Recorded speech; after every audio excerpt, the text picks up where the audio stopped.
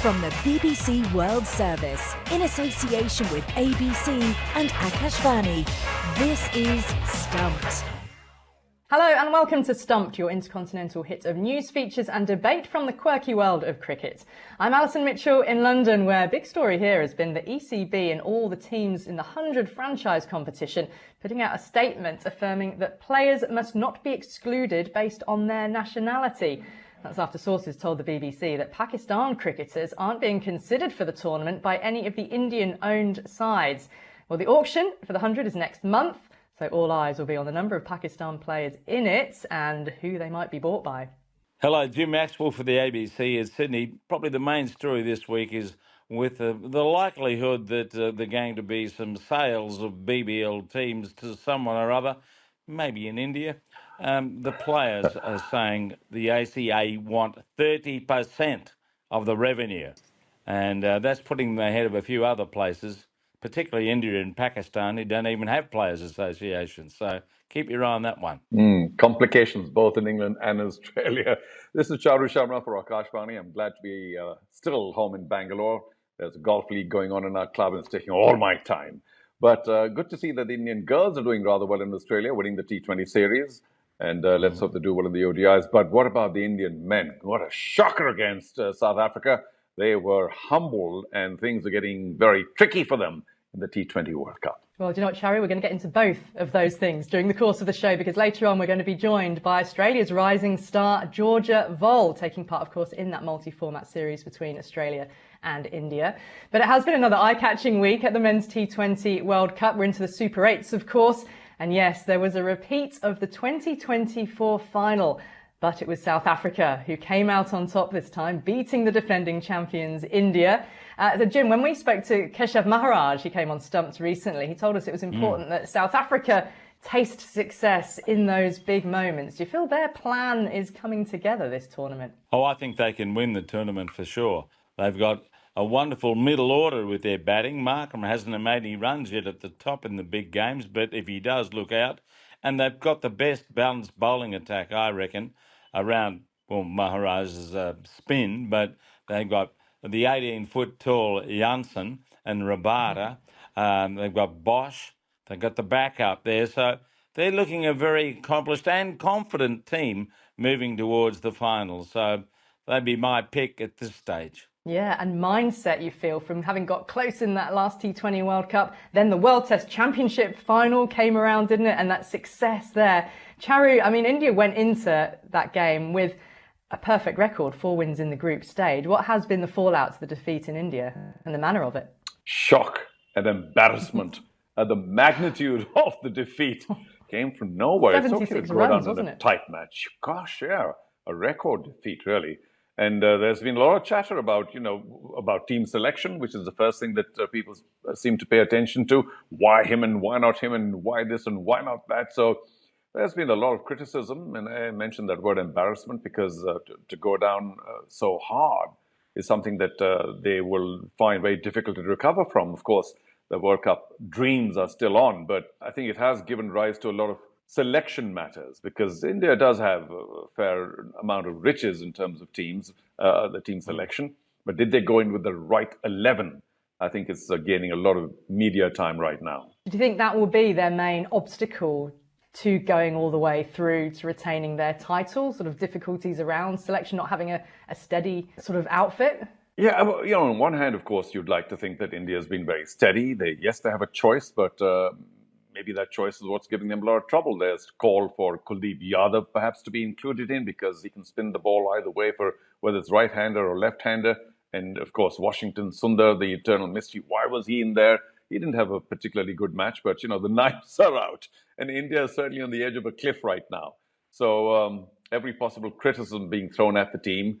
Rinku Singh, unfortunately, had a bit of a mishap. His father wasn't too well. He went back home. He's back now. I think he's an integral part of the team, a wonderful finisher, accelerator, and a great fielder, wonderful with catches in the deep. But yeah, they're certainly having a selection nightmare right now because there's a lot of permutation and combination about how they need to win all their matches and with what margin and so on and so forth if they're to qualify for the final. So tough times for India for sure. Alison, I've got to ask you, after such a shaky start and all of us were a little, we weren't particularly complimentary on England's chances, that match against Nepal to begin with, but then they become the first team to qualify for the semis, and it's a pretty good run for them. So your thoughts on, are they now leading contenders for the title? Well, to talk about Harry Brook to start with, because what a jaw-dropping 100 he made. That was just extraordinary, and bumped up to 3 in the order. That was a call made by Brendan McCullum, interestingly, and he was very quick to acknowledge that was the coach's call to say, Harry,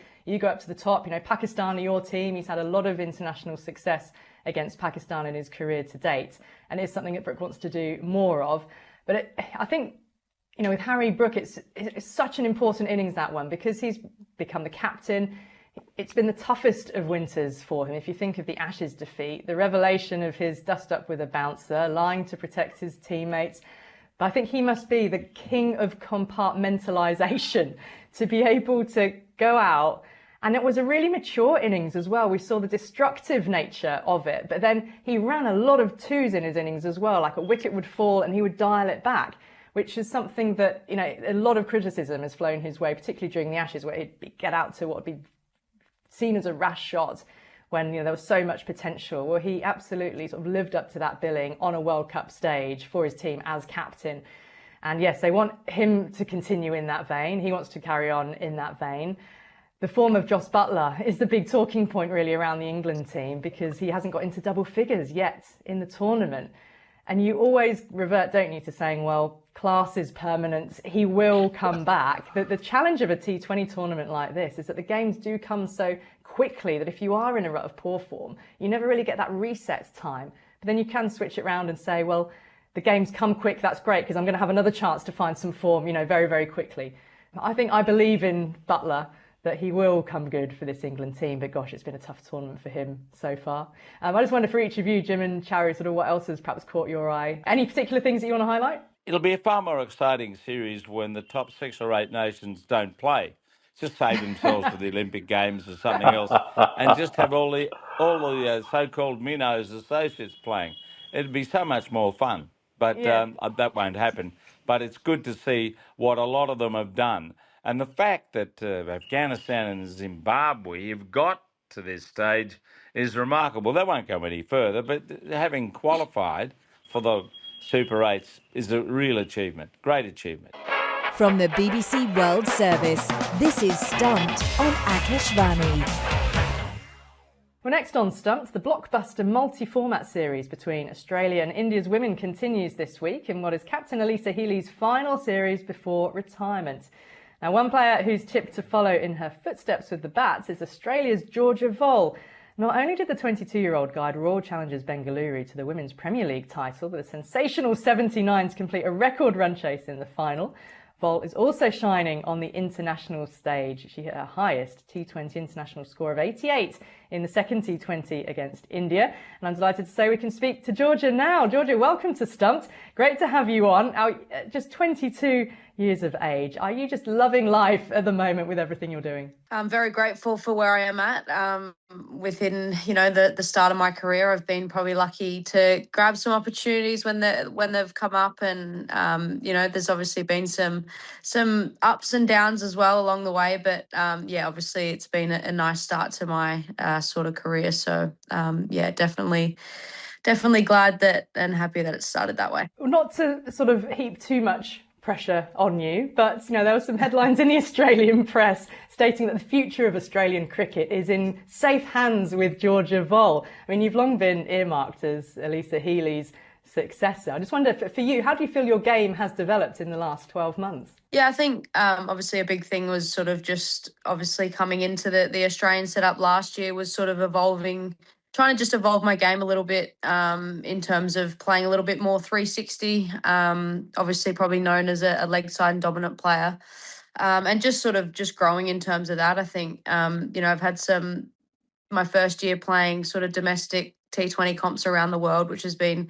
super fun and exciting, but probably just haven't quite nailed the consistency of that yet, which obviously comes with experience and time. And it's obviously been great to be able to, have that sort of year on the T20 circuit for the first time. So, it's obviously just, building on that and growing on that, looking forward into the future. But I think probably the biggest thing is just trying to stay present as I can and, take the opportunities that I can when they arise. And in terms of that being in the Australian spot has obviously been at on the back of, Midge being out or being injured or something like that, and sort of tried to fill that opening role and currently filling in for Midge in that, Pez in that number 3 position, which I've done a little bit as well, but probably not as much as opening. So it's a nice new challenge as well. I mean, those are both huge names to sort of fill in behind, and you've been doing it so well that you would have, you grew up watching Perry and Healy as well. What was it like when you're suddenly, playing alongside them and,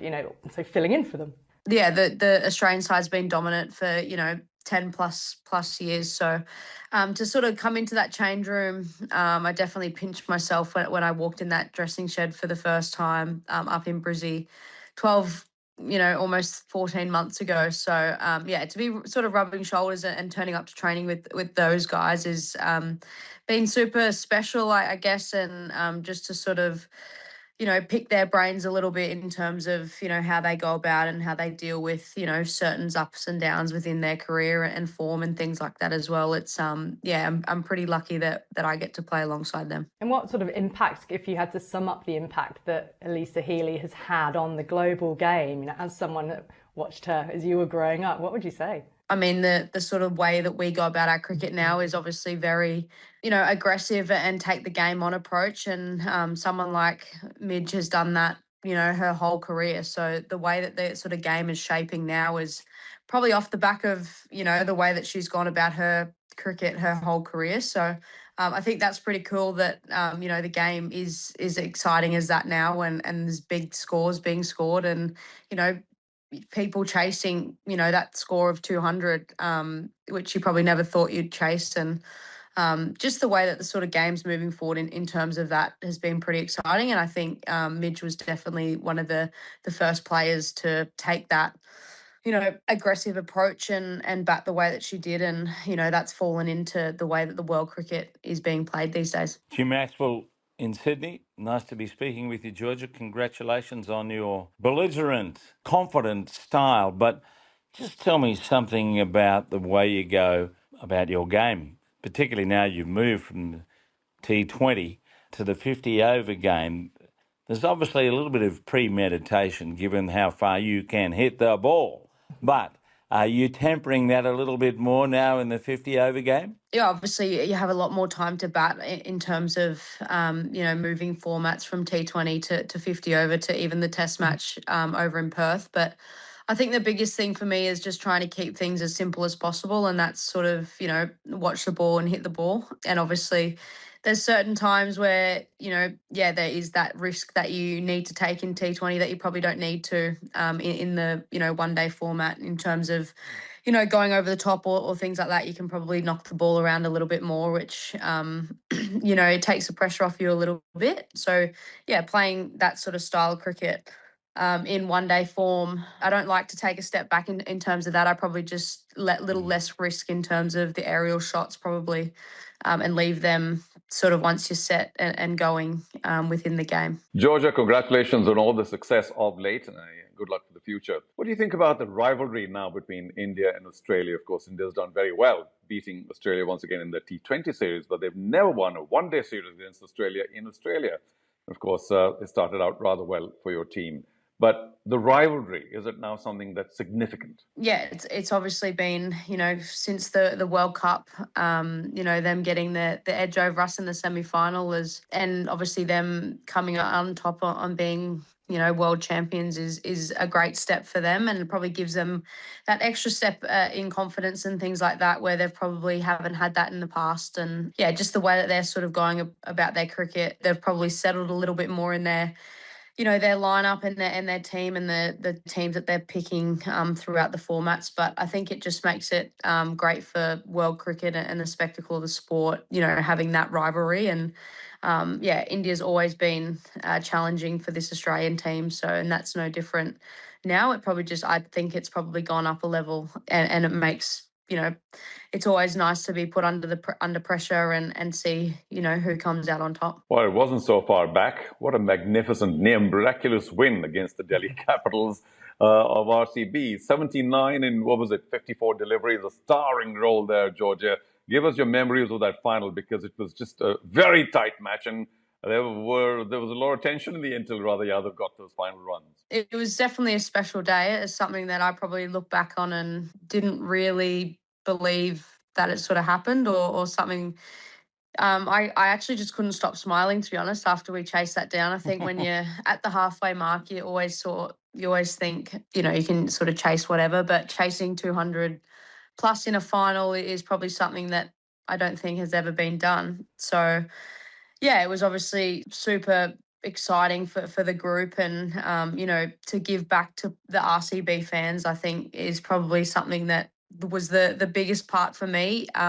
Seeing how much they get around the team and around the franchise is something that I've never seen before. So, the fans traveling hours and hours to get to the games, and it sort of felt like, even though we had no home games, that we had a home game every time we played. So that's always special, and to have, that backing of the RCB family, I guess. And yeah, just to bat out there with Schmitty for that period of time, and chip away at the total. And we probably made it a little bit hard for ourselves towards the back end of that game. We probably should have iced that in the 18th or 19th over. But yeah, it's obviously, just to get over the line in that sort of game was something so super special to be a part of. Georgia, thank you so much for being with us on Stumps. Good luck for the rest of the multi-format series and everything else that is to come as well.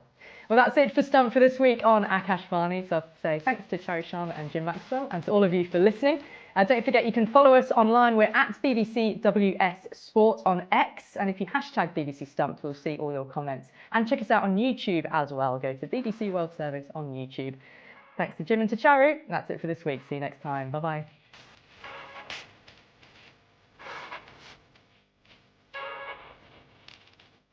Stumped is a BBC Sport production for the BBC World Service in association with ABC and Akash Varney.